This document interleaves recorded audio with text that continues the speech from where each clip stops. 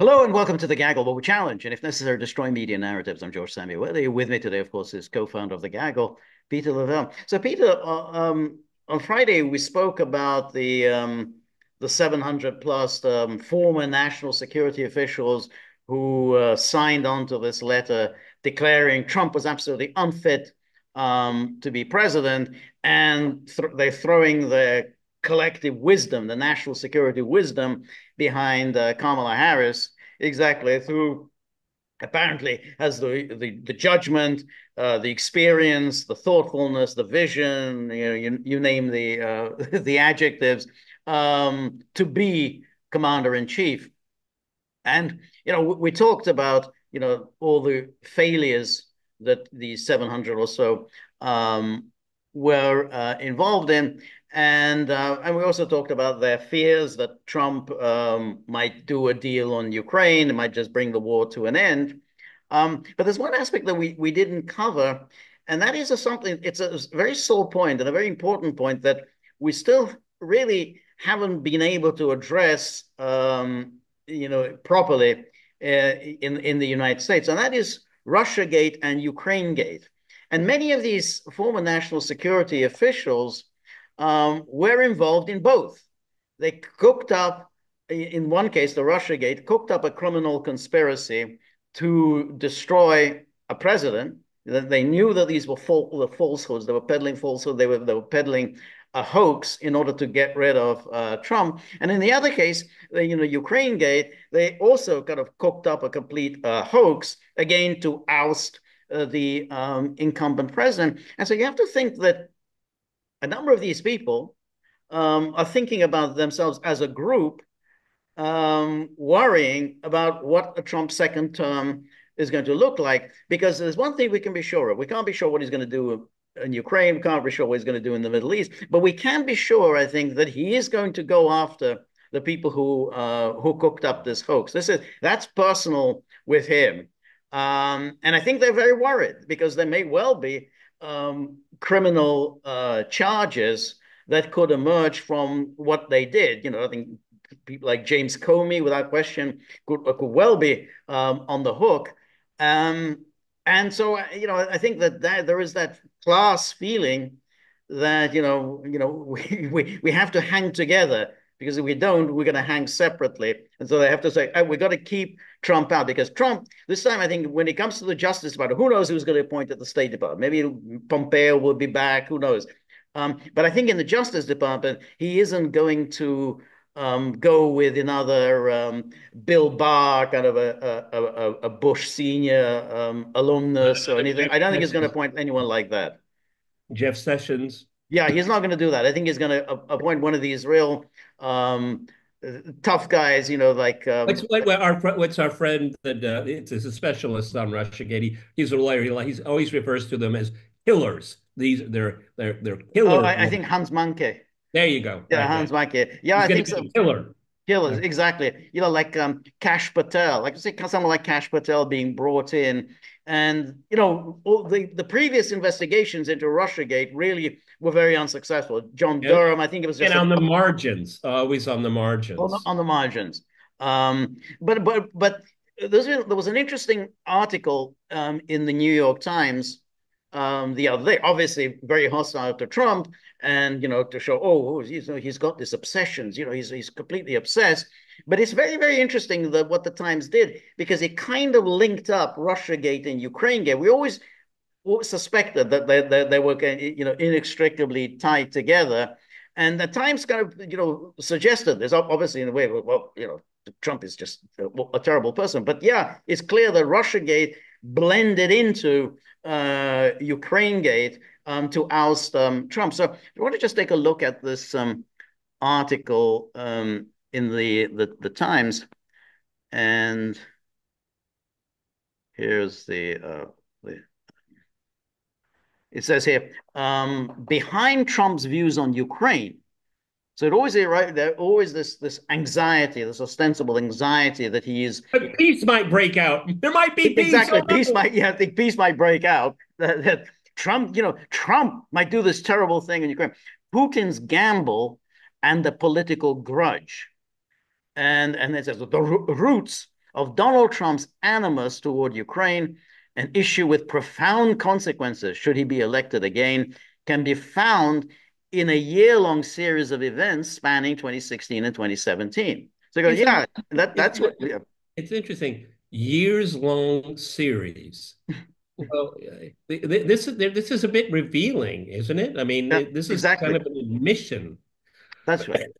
Exactly.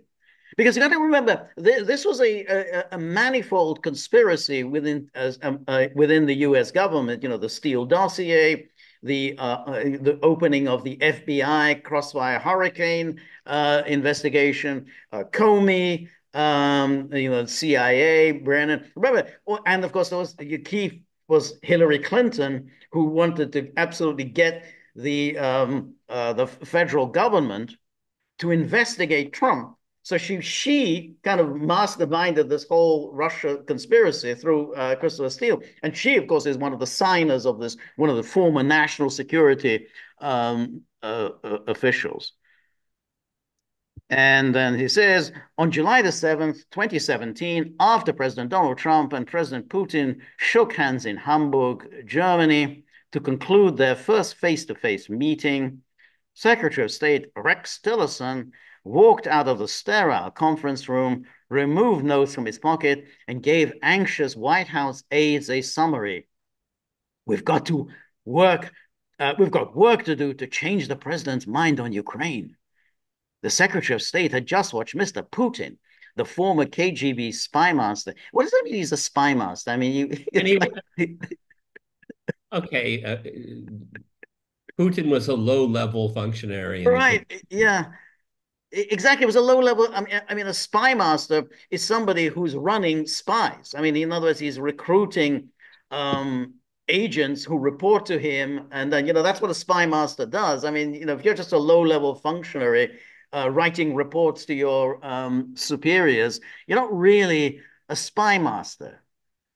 Put on a master class in seeking to shape the thinking of the new American president. Oh, isn't that what you're supposed to do when you meet a foreign leader? You're trying, they're both are trying to explain, well, this is how I see it. Yes, Okay. So exactly. is this really extraordinary that, seeking to shape the thinking of the new American? Well, that's why they met, I guess. Exactly. That's an excellent point. Is that's kind of you want to explain what there is, but they want to make it very serious.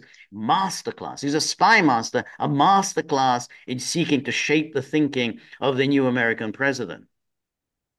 Notice again already the tone.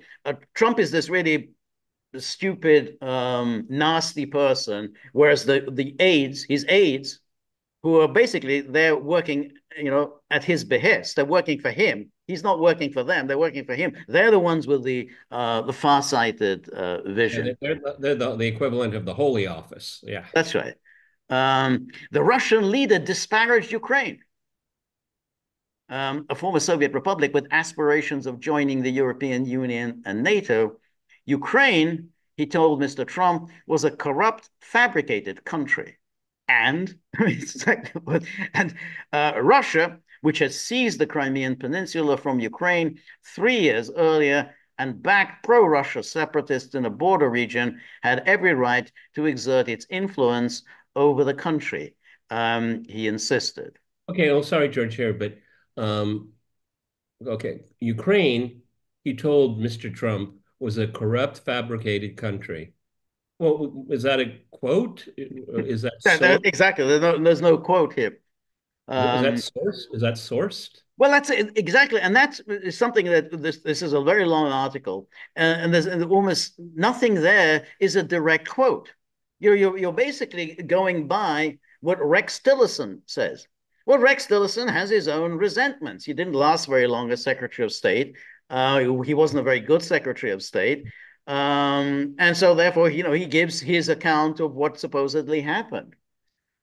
Um, and And then he says, Mr. Trump told Mr. Putin that his administration was considering giving weapons to Ukraine. What do you think? Mr. Trump asked, to which Mr. Putin said it would be a mistake. No, the history has proven him right. Okay. Whatever America gave the Ukrainians, he said, they would ask for more. that seems a very perspicacious observation. But also, what Putin is saying here, at least what the Times is claiming, that's what he told Angela Merkel in 2008 after that meeting in Bucharest, because Putin was there. And after that meeting, after when they made that idiotic decision, he said, this is going to be something that you're going to regret. And they didn't listen. So this, what do you expect him to do? Of course, 9 years later, he's going to say the same thing. And then the meeting in Hamburg fit into a year-long pattern in which an escalating political grudge against Ukraine on Mr. Trump's part became an opening for Mr. Putin to pursue his own aim of tempering American support for Kiev, according to interviews with American and European officials and allies of Mr. Trump, as well as accounts in memoirs. And again, they're kind of framing this as they always do, is that, well, Trump just has this, bugaboo about Ukraine. No mention at all about the criminal conspiracy that was within the government to get Trump. Um, It may be a slight exaggeration, but I think it's worth saying. RussiaGate came from Ukraine mhm, right. in And many ways. Trump always suspected that was the thing. I mean, Trump has he's very good instinctively. He's not the best person to articulate things, but he is very good on an instinctive level. And then that animus toward Ukraine remains front and center in the final weeks of the 2024 campaign. Mr. Trump has left unclear whether, if elected, he would cut off or reduce American military and diplomatic support for Ukraine as it battles the Russian invasion at a time when he has pushed the Republican Party toward his vision of less interventionist foreign policy, open to dealing with authoritarian leaders like Mr. Putin. Again, So they make it sound like it's a bad thing. that's right. But also you think, well, didn't Trump and Mike Johnson recently sign off on that $60 billion package for Ukraine? They did it.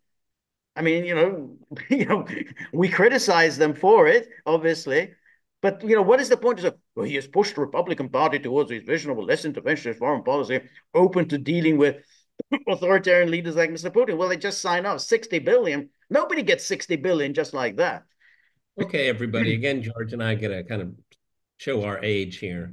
But George, when Nixon was opening up to China, people went after him. Yes. Okay, Yeah.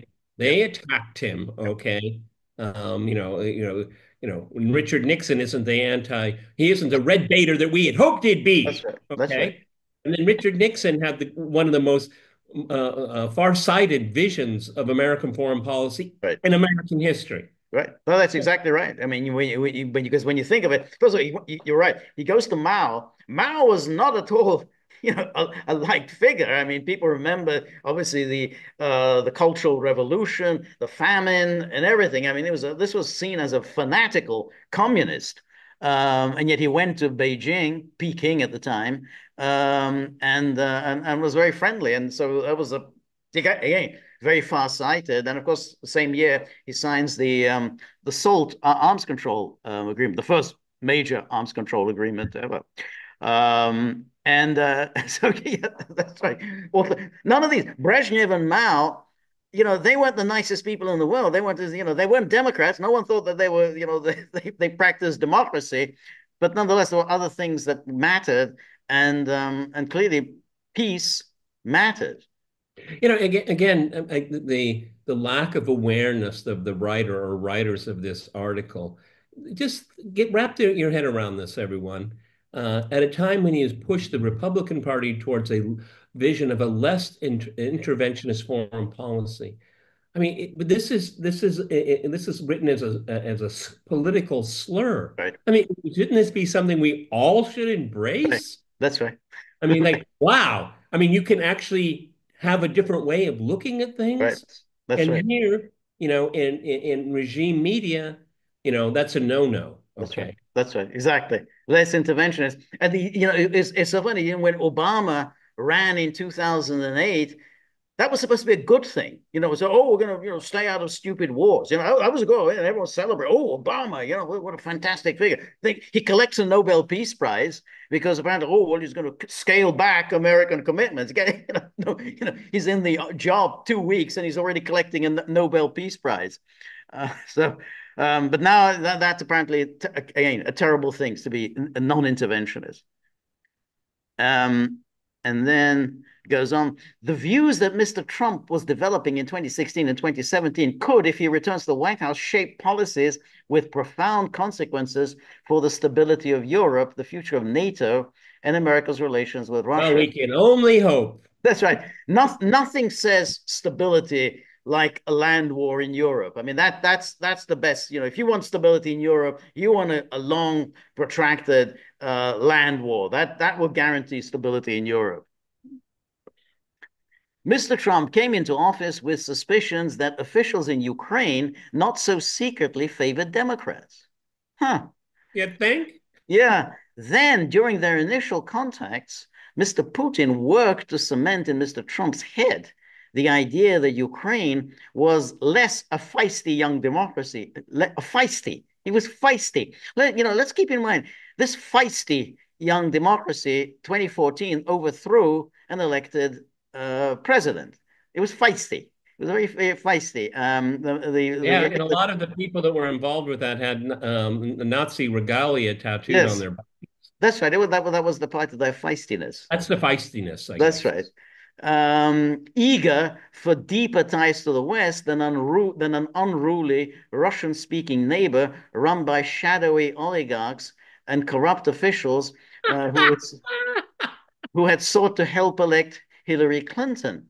So, Let me see if I got the. I mean, which country has the shadowy well, oligarchs? I think he says you always have to dissect this language. Well, it's less a feisty. So he's saying no, no, no. Ukraine is not a feisty young democracy. Ukraine is an unruly Russian-speaking neighbor run by shadowy oligarchs and corrupt officials who had sought to help elect Hillary Clinton. So that's apparently Putin is telling Trump this, and Trump was Well, I mean, before February 2022, that was the consensus about Ukraine. right. Okay, all through the media. Yes, that's right. Now, again, it's worth taking a look because we mentioned this before, but here is this article, 2017, January 2017, article in Politico, written by Kenneth Vogel, who's now a reporter at the New York Times. There it is. Ukrainian efforts to sabotage Trump backfire. So the New York Times, which today says, oh, this is a conspiracy theory, Trump's conspiracy theory about Ukrainian interference in the 2016 election. It's conspiracy. There's no truth to it. It's a Trumpian falsehood. Well, there it is. That's the article 2017. And Vogel, Donald Trump wasn't the only presidential candidate whose campaign was boosted by officials of a former Soviet bloc country.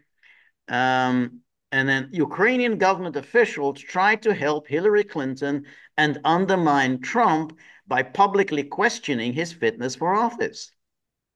They also disseminated documents implicating a top Trump aide in corruption and suggested they were investigating the matter only to back away after the election. That's the Manafort papers. And they helped Clinton's allies research damaging information on Trump and his advisors. A Politico investigation found. Pretty straightforward here. Exactly. They helped Clinton's allies research damaging information on Trump and his advisors. And then it says a Ukrainian American operative who was consulting for the Democratic National Committee met with top officials in the Ukrainian embassy in Washington in an effort to expose ties between Trump, top campaign aide Paul Manafort, and Russia. And then the Ukrainian efforts had an impact in the race, helping to force Manafort's resignation and advancing the narrative that Trump's campaign was deeply connected to Ukraine's foe in the East, Russia. Advancing the narrative that Trump's campaign was deeply connected to Ukraine's foe to the East, Russia. So, yeah, in other words, they're saying, yeah, RussiaGate the origins of RussiaGate is Ukraine. But they were far less concerted or centrally directed than Russia's alleged hacking and dissemination of democratic emails. So it's less concerted or centrally directed. Russia's alleged. So we don't even know about this Russian hacking and Well, dissemination of democratic emails. everybody, mark this one with a post-it. I mean, in 2017, they still use the word alleged. Exactly. Yep, It's not yep. there. That's why It they would still just said that word wouldn't exist. And no, no, absolutely not. No, you would absolutely right. Exactly. Now it would always be Russia's hacking and dissemination. Exactly. Um, and then this we'll go back to the New York Times. The article says Mr. Trump's dim view of Ukraine did not initially lead to any fundamental change in American policy, as establishment aides and advisors steered a reluctant Mr. Trump toward a relatively hawkish stance on Russia. Well, thank God. which is So a good thing, apparently. Okay. exactly. Well, thank God. You put us on the path to confrontation. But those suspicions would surface in the events that led to Mr. Trump's first impeachment, triggered by a 2019 phone call with Vladimir Zelensky, then Ukraine's newly elected president. During the call, Mr. Trump implied that American military support to Ukraine was conditioned on whether Mr. Zelensky helped investigate his political rivals. In other words, saying that is saying Zelensky should get to the bottom of what it was that American government was doing in Ukraine during the since Maidan over the past 5 years. Well, and against me, Donald Trump. And against me, exactly, exactly. Because remember, at this stage, this was I think it was July 2019. The whole idea that Biden was going to be the nominee was thought to be ridiculous. No one really took seriously that Biden was going to be the nominee. I mean, he was already, mentally impaired. So no one really took seriously. I mean, people were talking about um, uh, Bernie Sanders, Pocahontas, and so on, but no one took him seriously. Um, And again, I mean, it needs to be said here. Trump wanted to find out what the American government was doing in Ukraine, exactly. how it, how his person figured it in that, and and then we can talk about American military aid. Right. Yes, everyone, it was called quid pro quo. Well, Right. of course it is. Right. Everything. Right. Exactly. A word synonymous with politics is quid pro quo. Right. And So, I since mean, when, since when the governments are supposed to write blank checks, you just write a yeah. check and, you don't expect anything in return. I mean, I mean, you want to become a supplicant. yeah, You want to become um, um, uh, you want to become part of our orbit. Well, there are certain procedures if you want right, to go down that path here. right, Okay, it's right, long, well established. Okay, right, so I don't play by your rules. You play by my rules. That's why I right. accepted the call from you. That's Okay. right. And when you're writing a check for $500 million, you kind of would like something in return. I mean, it's not just, hey, here's 500 million and do whatever you want with it. Have a good time. So yeah, that was reasonable. But even in that phone call, he never said that. I mean, I I never How saw many that times have you read implication. it, George? I've read it a dozen It wasn't times. that long, so I read it several times. I couldn't see that at all, where he in any way attaches conditions to that to the Little Vindman did. little Vindman did exactly. Um, and then he says, while Mr. Trump's foreign policy team during his presidency included Russia hawks, phew, thank God, it is not clear that he would populate a second administration with aides and advisors who would check his overtures to Moscow and his suspicions about Ukraine. Oh no, God, you mean that he's not going to? There won't be the usual hawks, the neocons populating his administration. That's terrible.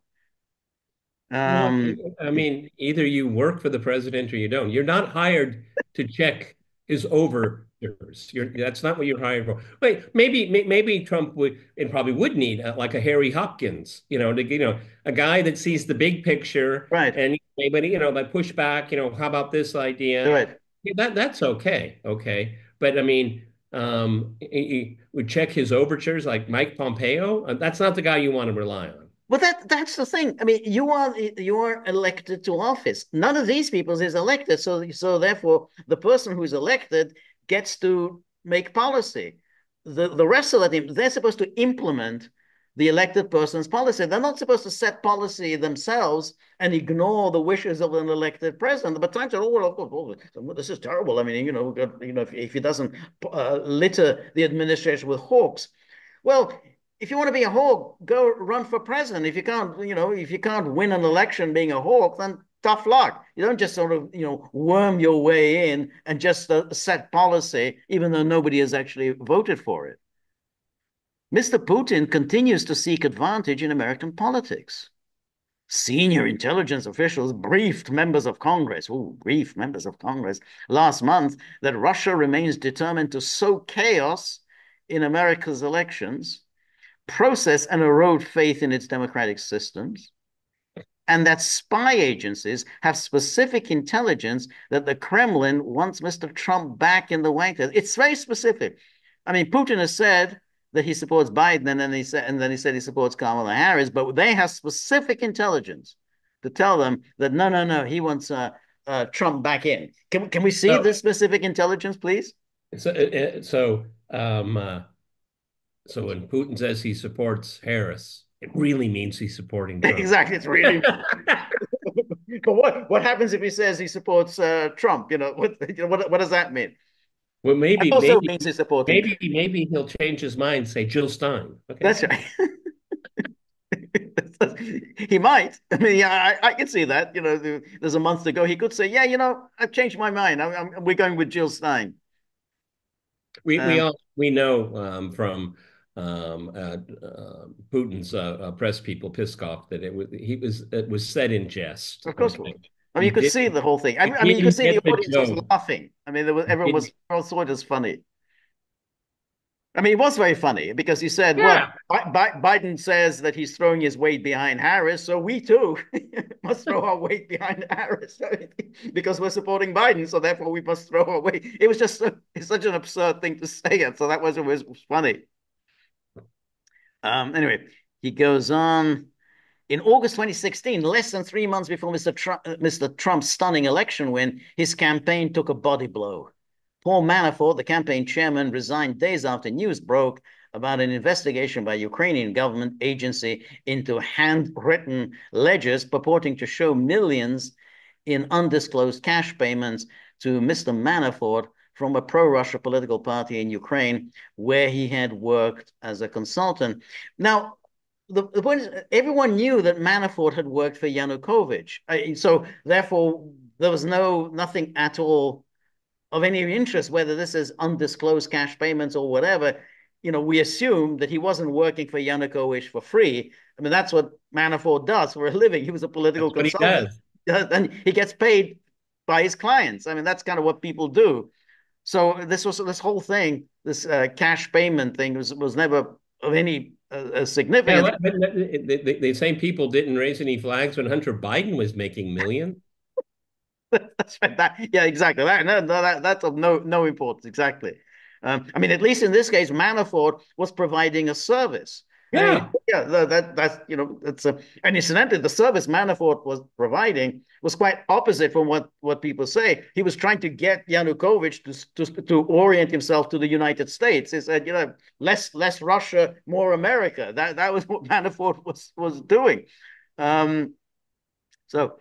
Um, and then it says, weeks earlier, Mr. Trump had publicly appealed to Moscow for help in his campaign against Mrs. Clinton, encouraging Russia to leak damaging emails about his opponent that Russian government hackers had stolen from the DNC. Notice what the New York Times is doing here, because when Trump made that famous, hey, Russia, if you're listening, please release these emails, he wasn't talking about the DNC. He was talking about her server, where she said, I erased 30,000 emails, never really explaining what were these emails, 30,000 of them. And he said it was referring. But by bringing up the DNC, he's suggesting again that, well, course, Russia seized this emails from the DNC. So there was this Trump-Russia collusion. But that was the whole point. He wasn't talking about the DNC. He was talking about the server. So Yeah, there's so much dishonesty in that yeah. paragraph. Yeah, exactly. Deeply dishonest and deliberately confusing people. Those, that these were two separate issues, and so therefore they want to imply that there was the Trump-Russia collusion. But the disclosure of the investigation into the ledgers was seen among Trump allies as evidence that the Ukrainian officials were in cahoots with the Democrats to sully the Trump campaign's reputation. Well, yeah, I mean, they did it, August 2016. They said, oh, we're investigating into some cash payments when there was never any secret that Manafort had worked for Yanukovych. Yeah, and, obviously it led to the ouster of Manafort.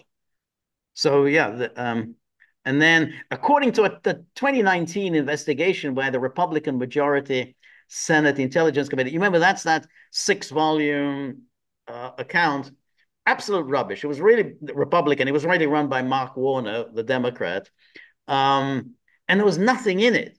I mean, it was all basically a collection of newspaper articles. So therefore, and they're always quoting that because basically that's subscribed to the usual RussiaGate nonsense. But they had no access to raw intelligence. Mueller, had access to that. Mueller didn't make any of these statements, but yeah, they concluded, yeah, Trump-Russia collusion. But that's why they're always quoting this. And then Mr. Manafort and other Trump campaign officials began to advance the theory that it was Ukraine, not Russia, that had carried out the hack. The report said that Mr. Manafort, quote, parroted a narrative, unquote, expressed by Konstantin Kilimnik, a Russian national who worked for Mr. Manafort in Ukraine and whom the report called a Russian intelligence officer. Mr. Kilimnik has denied working for Russian spy services. They always put that in, just in order to make Yeah, sure, oh, of course he denied it. What do you yeah, expect? yeah. The slur has been made. So Exactly. Um, but Mr. Manafort parroted a narrative expressed by Konstantin Kilimnik. I always thought that the story about Kilimnik, the one that during RussiaGate, was the other way, that somehow Manafort had provided Kilimnik with some internal polling data. I don't know what that was supposed to prove, but that somehow they met and he gave him some internal polling data, and that was the Russians could use that. I don't know how they could use that, but I thought that was the story. I'd never heard this, that somehow he parroted a narrative by Konstantin Kilimnik. I've never even heard that Kilimnik yeah, parroted I the mean, narrative.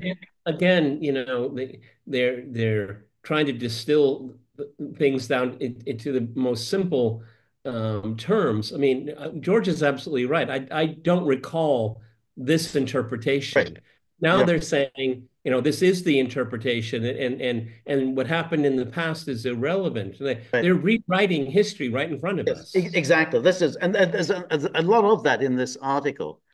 Um, and then it says, oh, H.R. McMaster, former national security advisor, wrote in his recent memoir that during the president's June 2017 meeting with Petro Poroshenko, the president at the time, Mr. Trump said bluntly that he had heard from a Ukrainian friend that Ukraine was a corrupt country and that the Crimean Peninsula, which Russia seized from Ukraine in 2014, was actually a part of Russia. You don't really need a Ukrainian friend to tell you that.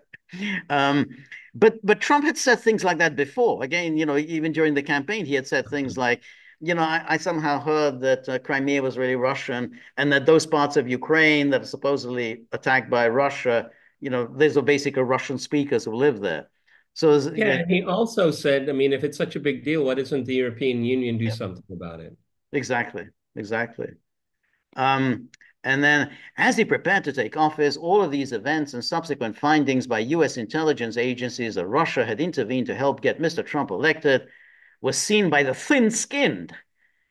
So, think you're calling him a traitor. You're saying he's a puppet of Putin's, but he's apparently thin skinned. President elect as an attempt to sow doubt about the legitimacy of his victory. Yeah, I mean, you're saying the election was stolen by Putin to insert Trump into power. That does kind of sow doubt about the legitimacy of his victory. And then, of course, since then, all Democratic politicians, including Hillary Clinton and Biden, made the claim that he's not really a legitimate president because of Russia. And they created fertile ground for Mr. Putin to exploit when he and Mr. Trump spoke by phone on January the 28th, 2017, the first call of Mr. Trump's presidency. And then, according to a former senior US official with direct knowledge of what took place during the call, it was Mr. Trump who first raised the issue of Ukraine, asking Mr. Putin to give his opinion about the country because he had heard differing views. That we're supposed to feel shocked by that. Well, what do you expect though? You have a phone call. You ask what's going on in Ukraine.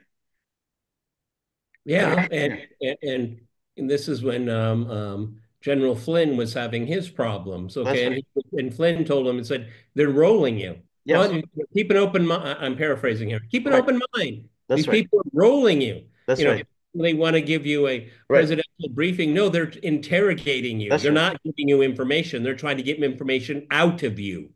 That's exactly. And Flynn was in fact ousted by these national security officials that we talked about, the 700, like all these people, like 700. yeah, because that was an operation. That whole thing about the leaking of that phone call, which is a crime, because this was you're not supposed to leak the contents of a phone call, which is the national security agency's eavesdropping on Americans' conversation. That was leaked to the Washington Post, and then it was then used to oust Flynn because Flynn was violating the Logan Act. No one had ever been prosecuted on the law. He was in violation of the Logan Act because he was talking to the Russian ambassador just a few days before he's going to take office.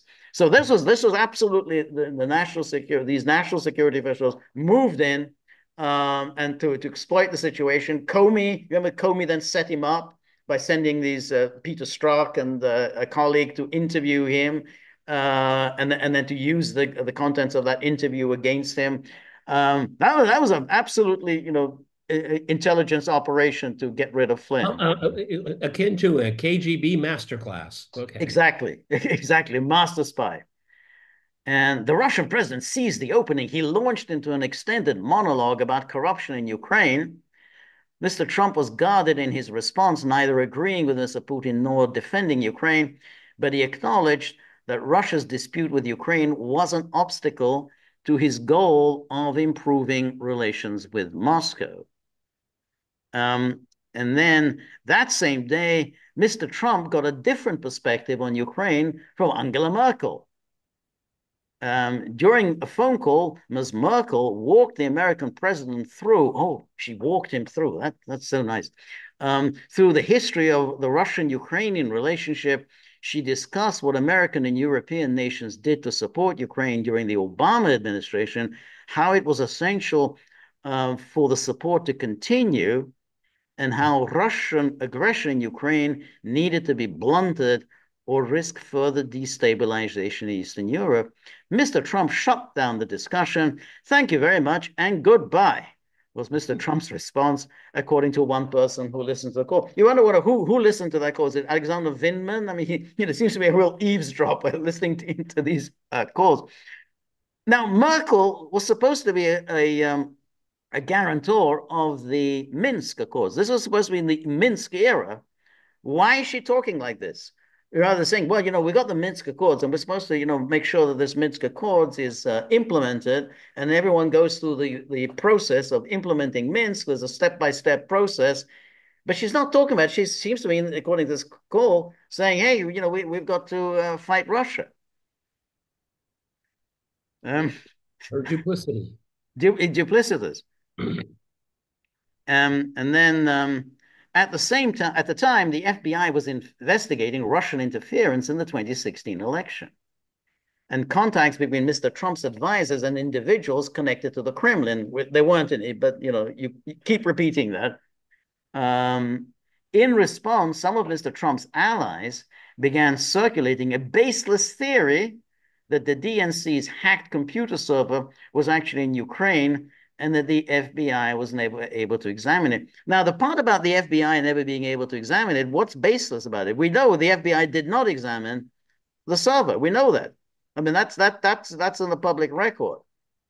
That CrowdStrike um, made that claim about the Russian hacking, but never made the server available to the FBI.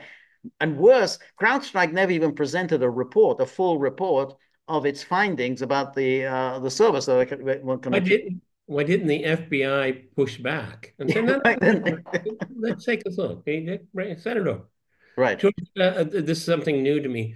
The hacked computer server was actually in Ukraine. I don't remember that being peddled. Well, I think people were mumbling about this, but it was never a serious thing. I mean, it was not a serious kind of a claim about this Ukraine. The server was in Ukraine, and so people keep talking about, oh, yeah, Trump said that, but Trump saying was something very specific, which is that Ukraine intervened in the 2016 election against him, and but they want to confuse it with this Which thing, is this absurd. documented. Which Exactly, it's is documented. documented. That's right. Um, and again, the server, of course, they don't mention it. The server, and we need to mention it again and again, that that guy Sean Henry, who's head of counterintelligence or whatever it was at CrowdStrike, said under oath that we really never had evidence of Russian hacking or any hacking.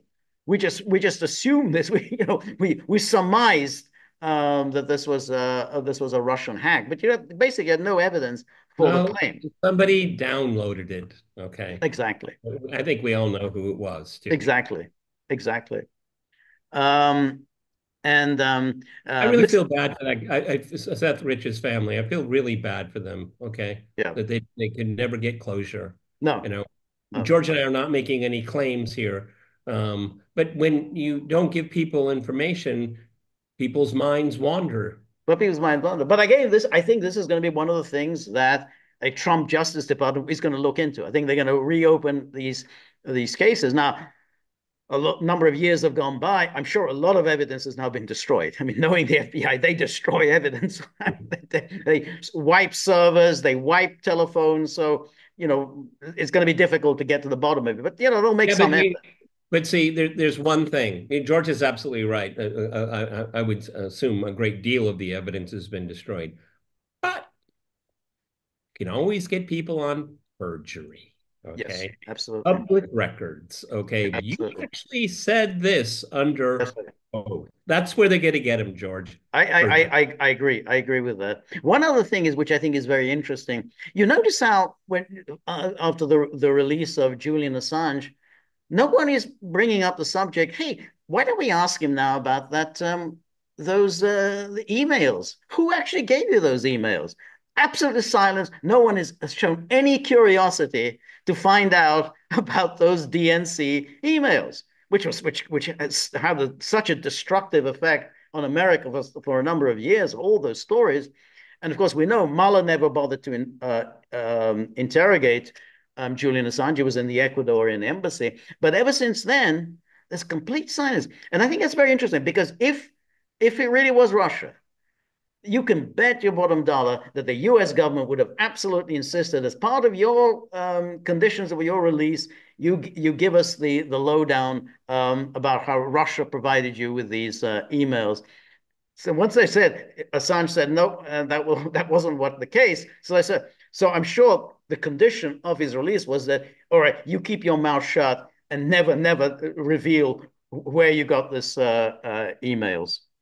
Meanwhile, the NSA is still being funded. They know exactly They what know happened. exactly. Of course they do. They Of course, obviously know what happened. Okay, of so course, yeah, exactly. God, Because God bless Julian Assange. I'm so happy he's free. exactly. Well, you're right. You're right. The NSA knows exactly because as these experts, Bill Binney and others explained, they said there's no way that you can do a hack like that, a major hack, with so much information extracted that the NSA would not be able to pick up on it and exactly provide all the details, what time it was, who did it, and so on.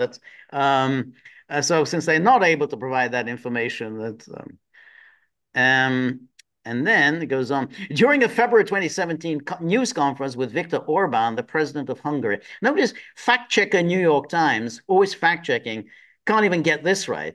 Orban is not the president of Hungary, he's the prime minister of Hungary. Okay, we all make mistakes, but the New York Times, which goes around with fact checking, we fact checked Donald Trump. Well, that's a pretty bloody awful fact check because you're always going on about Viktor Orban. He's one of your favorite bugaboos. At The least person get you his hate most of freaking all, you can't even get his title right. get his freaking biography straight. Okay. Exactly.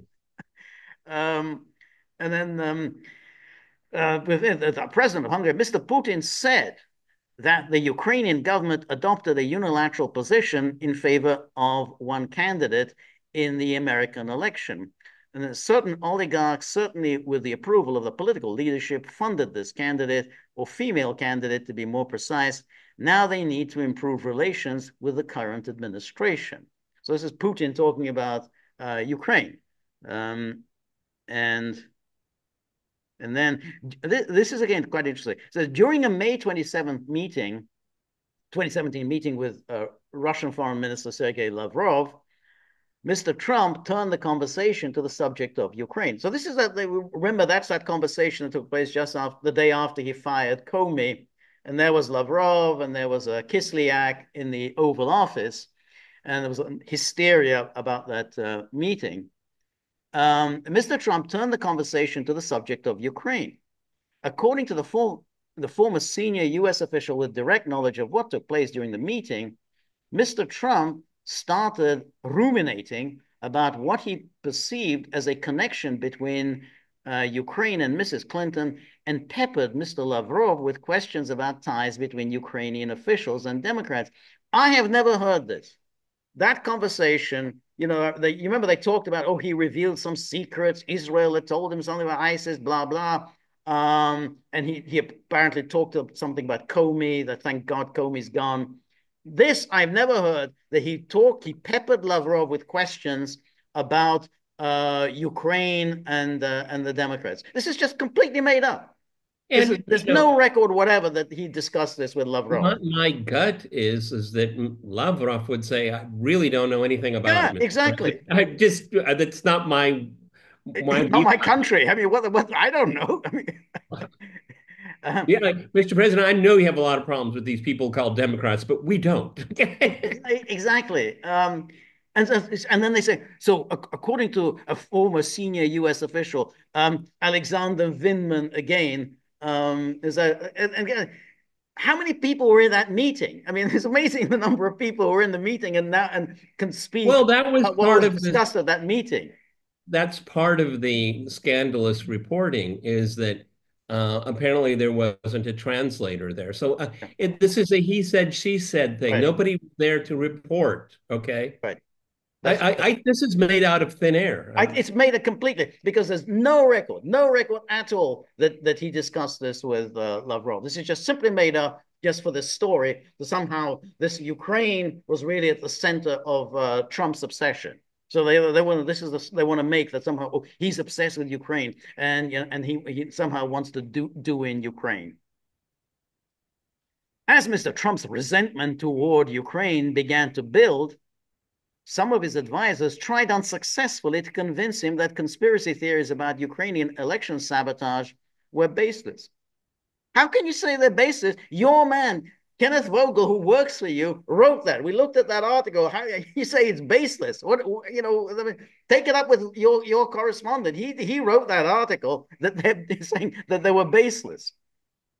I wonder if Fiona Hill was in these conversations. Yes, she was. I think she comes up as somewhere in this story about another one of the people who tried to dissuade Trump, from his anti-Ukraine stance.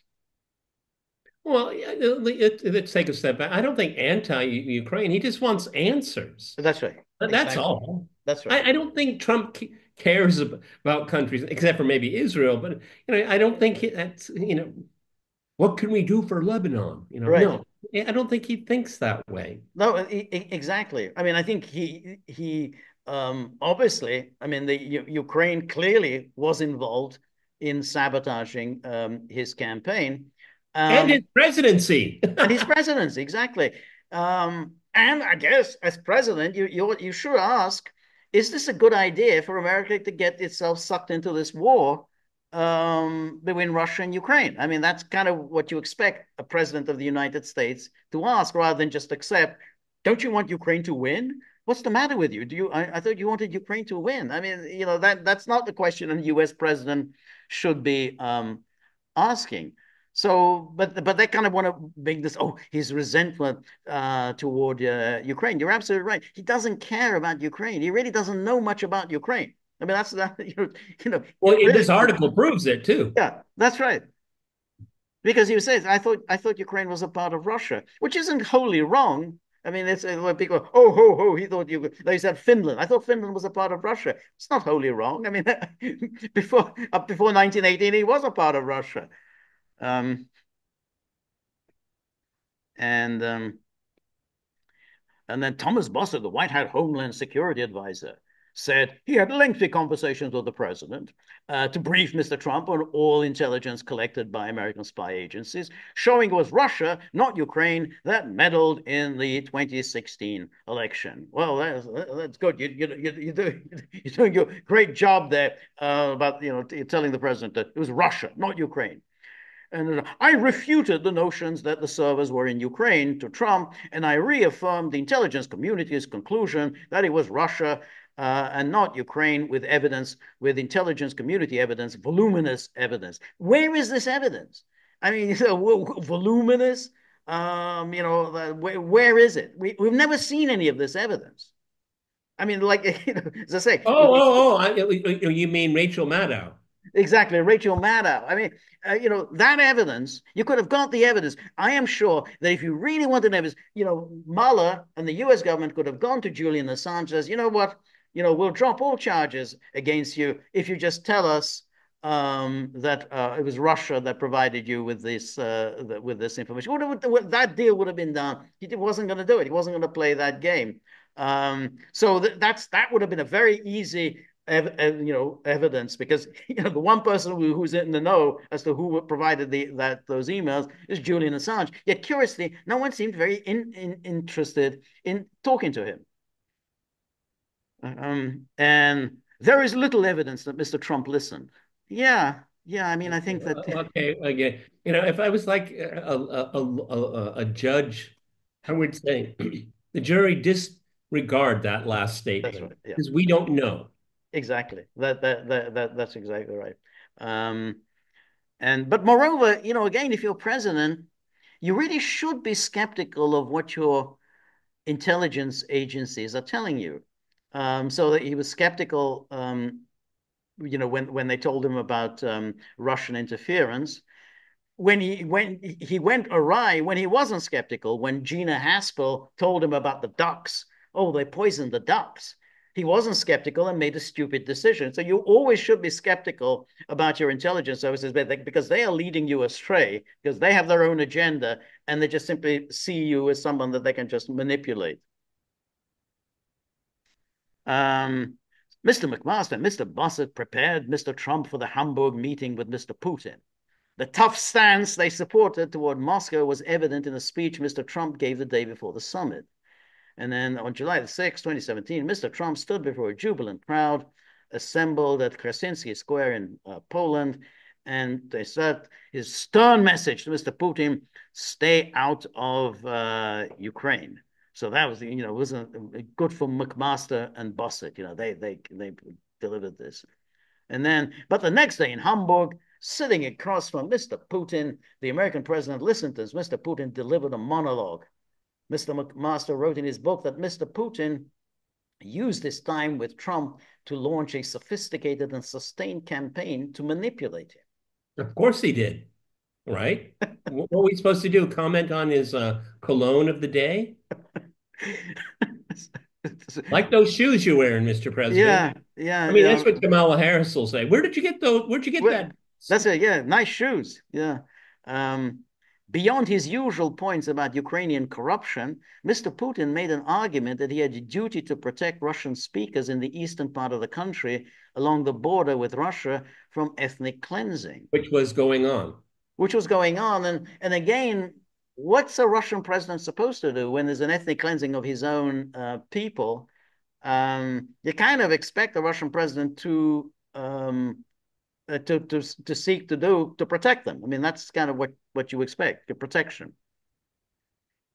Um, and yet, if Mr. Putin's goal during the Hamburg meeting was to turn American foreign policy squarely against Ukraine, his strategy had the opposite effect, leading Mr. Trump's national security team to become more assertive about countering Moscow. This is the moment where the national security team decided we're just going to ignore the president and we're just going to pursue our own policy. Okay. I Yeah, know who's coming up. Okay. that's right. That's it.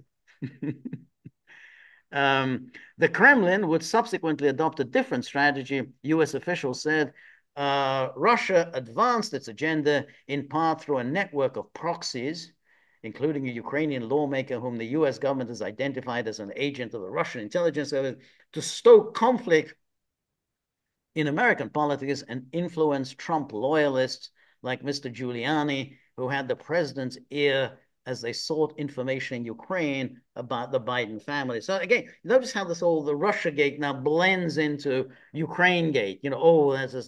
This Russia strategy changed. Towards Trump, and they started bringing up this whole story about the Biden family. The fact that Hunter Biden had been making $1 million a year for doing nothing, literally nothing, in Ukraine, that apparently was not any kind. That wasn't a story. There wasn't, that's it. Nothing to see here. Yeah, he was just picking up $1 million a year without even once visiting Ukraine. Uh, and then while Mr. Trump expressed an interest in improving US Russian relations, his administration took a series of overt and covert steps to penalize the Russians and to help Ukraine's military and intelligence services stand up to them. Oh, that's so great.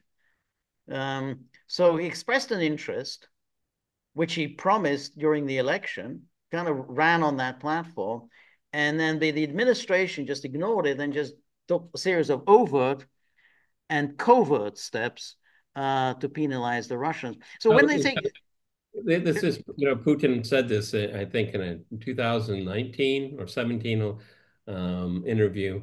I think with with Le Figaro, is that he's dealt with a number of presidents. They say these things, and then when they come into office, their advisors are on them. that's I right, mean, exactly, that's right. happened just again.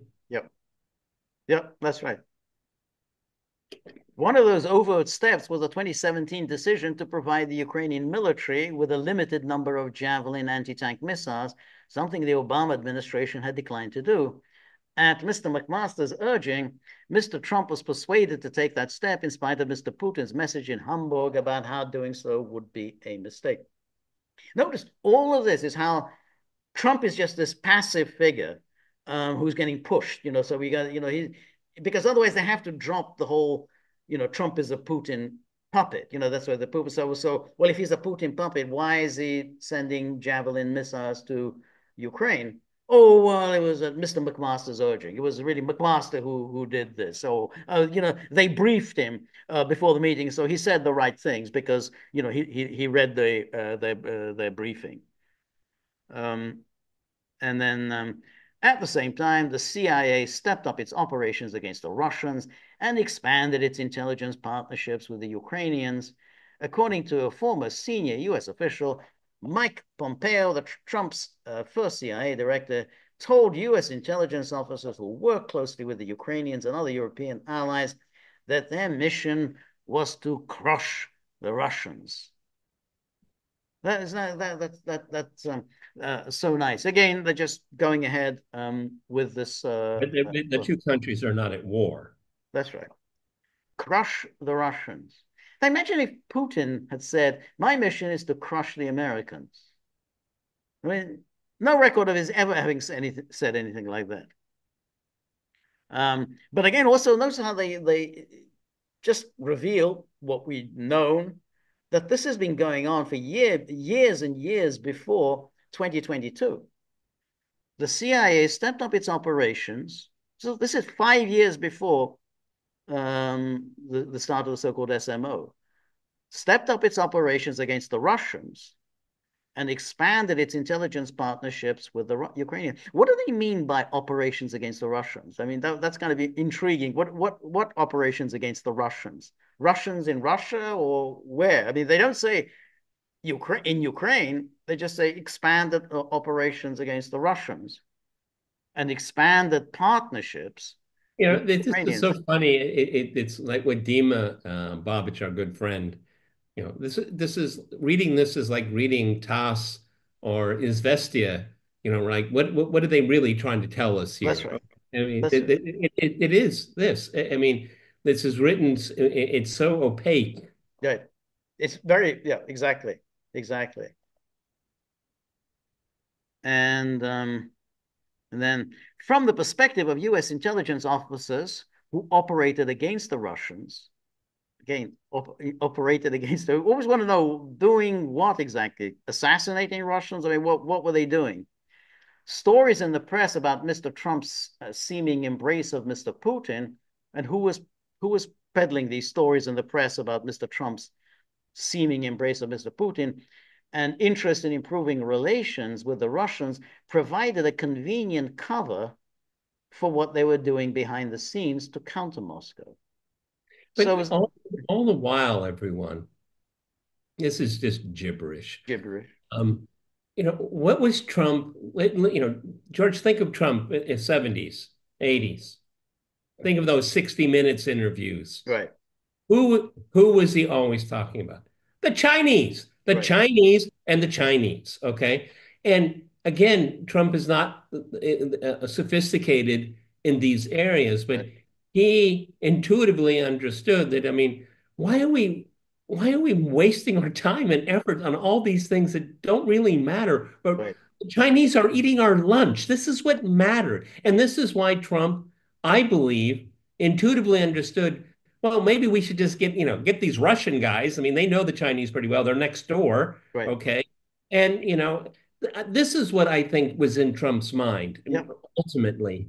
yeah. No, I absolutely agree with you. I mean, I think that's a very important point because he's been saying that really from the beginning.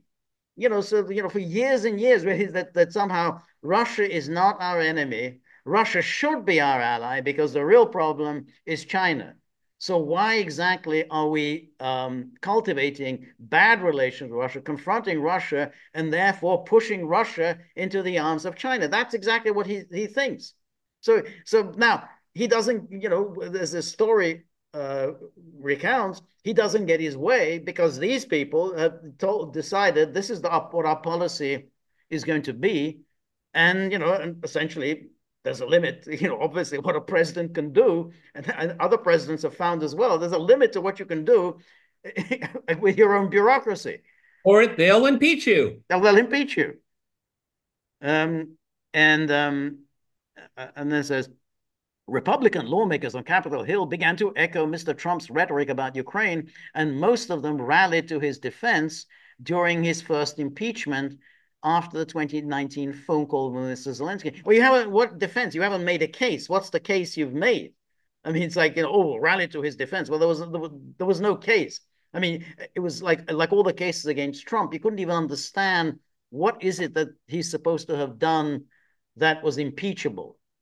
In effect, what Mr. Trump and Mr. Giuliani were asking the Ukrainians to do in the 2020 election, announce an investigation into the Bidens, was akin to what they accused the Ukrainians of doing for Mrs. Clinton in the 2016 election with the announcement of the Black Ledger investigation. Mr. Zelensky did not give in to the pressure, but he didn't ask him to do anything. He just said, again, don't make any public announcement, just work with our own Justice Department if there was any criminality in Ukraine. And Zelensky didn't do anything. But that was a completely different. Everything that the Ukrainians did in 2016 was out in the public. I mean, they were making these public associations, and they don't even mention that letter written by the Ukrainian ambassador, saying, what a disaster Trump would be as president. So that was a clear interference in the 2016. So this nobody would have even known about any of this if the Democrats hadn't seized on this in order to impeach him.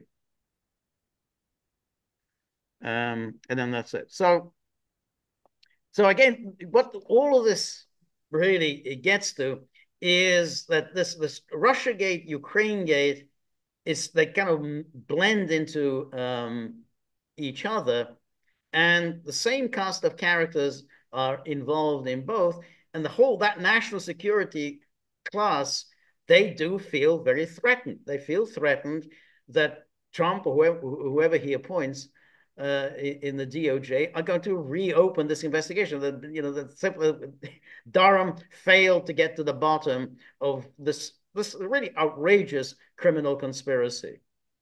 Well, also, I mean, your observation at the top is the most important one here, is that um, there are a lot of vulnerable people out there. Yeah, I mean, again, you and I have talked about this 700 plus yeah, uh, signatories to this. I mean, it's almost a guilty plead. I mean, that like, yeah, we are exposed right, here. Okay, right. that's why we really need to support Kamala Harris because she doesn't even probably even heard of any of this, and she doesn't care. Yeah, Okay, and it's not going to be brought to her attention. But this wouldn't be brought up, George. They wouldn't be writing these stories if they knew that there were vulnerabilities yeah, in their vast web of lies. And that's exactly what it is, everyone. It's a vast web of lies. yeah. There are conspiracies Right, out there. right. Exactly, absolutely. It was a vast web of lies. And we know the people who were involved. We know Hillary Clinton was involved. We know the top levels of the FBI were involved, and they knew what they were doing. It was clear what they were doing. And so, I mean, all that thing when they opened that investigation, they knew right away that there was no basis for it. They kept it going. They kept it going month after month after month. Kept renewing those Pfizer And many spy senior warrants. Republicans knew it too. Exactly. They all knew this, and they kept this going to the point where 2018, 2019, it was very, very questionable whether Trump would survive because, there'd be impeachment. There were enough Republicans who didn't like Trump and were ready to buy into the idea. Putin, of course, they hated that somehow, yeah, Trump owes the presidency to Putin. So it was really, it almost succeeded. But as we've said many, many times before, this catastrophic policy that this deep state pursued has led, I think, to this very serious confrontation between America and Russia, as it was always inevitable. You can't just simply make these You, kinds of claims and without having serious consequences. years before we started this podcast, we said this. We were saying this. I remember you were on my program in December 2016. We're saying this is going to bleed into policy big It time. has to. Big time. Yeah, yeah, exactly, exactly. Um, So so you know what, the 700 plus liars, I think that's what we should call it. that's right. They're pathological liars. They're in collusion with each other, and the only thing they can do as a result is lie more. That's right. That's This article that George we forensically went through, there's a lot of revisions yeah, yeah, going, a yes, lot of little yeah, adding things. I mean, right. things like, I didn't know that. I never That's heard that. No, exactly. All made up, all absolutely made up. Suddenly, which no one has ever said before. Oh, said a senior national security official. So you just made something up, made out of whole cloth, and you shove it in this article. And here they present here. Oh, it's really all about Trump. Somehow Trump is, he's close to the Russians.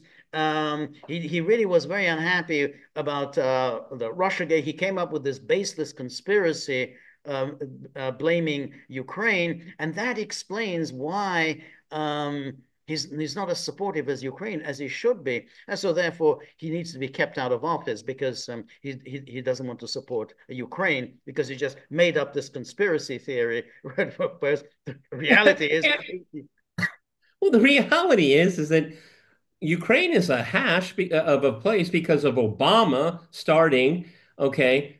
Trump was very hesitant, though he did cave on a number of like right, arms transfers. And then Biden, the guy that was vice president when the right, Maidan, when there was right. the illegal overthrow of a democratically elected That's, government, Victoria Nuland gives him a call and tells him, get a call yeah, Poroshenko I'm sorry, Yanukovych and give those attaboys, attaboy, that, attaboy. that's That's right. right. That's right. Exactly. That's I what she mean, said. Yeah, Donald Trump is resentful about Ukraine. Yeah, this is a policy that has been catastrophic for the Democrats. And why? Why should he embrace this? This is a foreign policy blunder yeah. that is really akin to the fall of Saigon and Right. the fall of the Shah. Right, right. No, that's right. I think it's worse because it's brought much more Worse because it's a perilous. nuclear power. Right. Yeah, exactly. But you're right. The Victoria Nuland in that call with Jeffrey Pyatt, she said it'll be up to Biden to seal the deal. The deal being that we How to throw. midwife this thing. That's right, Midwife. exactly. He's going to do it. And then keep in mind, Biden was in that, which we were talking about earlier. The Biden was in that January the 6th meeting, the one that Obama essentially set in motion the whole Russia hoax investigation that the government was going to launch against Trump. And there was Biden. He's the one who came up with the idea. Hey, what about the Logan Act? Can't we just get Michael Flynn on the Logan Act? There's a record. It was Biden who said that we'll use the Logan Act. So Biden is at the center of RussiaGate and obviously UkraineGate. So yeah, absolutely. This the same cast of characters who then, of course, also came up during the fraud of the Hunter Biden laptop, all the earmarks of a Russia with disinformation operation. They're all the same characters, so they have to stick together. Lest there be a proper investigation. And of course, if Trump loses, that's it. We're never going to find out exactly how this That is whole thing was worked. You're absolutely right. Absolutely right. If Trump loses this election, this will just go into the ether. Okay. And what will be the judgment of history written by liberals and Trump haters is that Trump was a Putin puppet. There's a poop and puppet. That's exactly. That's they'll seal the deal. That's right. Okay. Exactly. And that's Exactly. what they will constantly, that's what the liberal interpretations of history of the American presidency will always say that about. Exactly. He was impeached twice because he was a puppet of. Exactly, exactly. And it's on. You read the New York Times every day as always story. Oh, like Trump's subservience to Putin. They go all the time. They repeat this. Oh yeah, yeah. He's of course completely subservient to Putin. You don't have to provide any evidence for it. We just keep repeating it. Oh yeah, yeah. He's just an agent of Putin's. And by dint of repetition, it just people accept it. Oh, who am I to question that? I mean, it's the New York Times keeps saying it every day. So yeah, he was a puppet of Putin's. That's why you need to support the gaggle. Exactly. That's the key. And I mention often that George and I do like to have a level, an element of levity, because this is truly depressing stuff. But there's a purge going on, everyone, purging independent voices, purging freedom of speech. So, we're going to keep the lights on as long Right. as we can. But Right. little extra help from you guys will maybe help keep the lights on a little bit longer. I don't Yeah. know. I'm fundamentally pessimistic on this one here, but we're still here. Right, exactly. And I think the more kind of the international crisis escalates in its seriousness, the more independent voices are going to be extinguished. I mean, that's always the case when with war, the first casualty is independent voices. So, if you just want CNN and ABC and CBS all day, every day, then don't support us. But if you want alternative views, alternative journalism, then please, anything Yeah, you so got in your you have a pocket. choice. You've got us or those that clutch their pearls at CNN. That's right. The stark difference. Yeah. All right, everybody, this is the Gaggle with Peter and George. We're on local, so please go to thegaggle.locals.com. This is Sunday. We just did two videos. We wrapped up the week that ended. And tomorrow we have a live stream at 10 o'clock Eastern. 10 a.m. Eastern time. So please join us. It's always a lot of fun. Come with as many questions as possible. We love answering questions. We really enjoy getting into serious discussions, and we often do. So please, homework assignment between now and then. Think of some good questions for us to address. So that's going to be fun. In the meantime, as Peter said, we've got any money was going to be more than helpful. We're very grateful for all of your help, friendship, and support. The more you're able to donate, the more of these videos we can make, the more we can work on the technology. And above all, we're going to have happy dogs, for once, nodding their approval. I don't remember them ever approving, Wagging their approval. wagging their approval. So remember, if you like the gaggle, please like, share, and subscribe. See you soon. Bye-bye.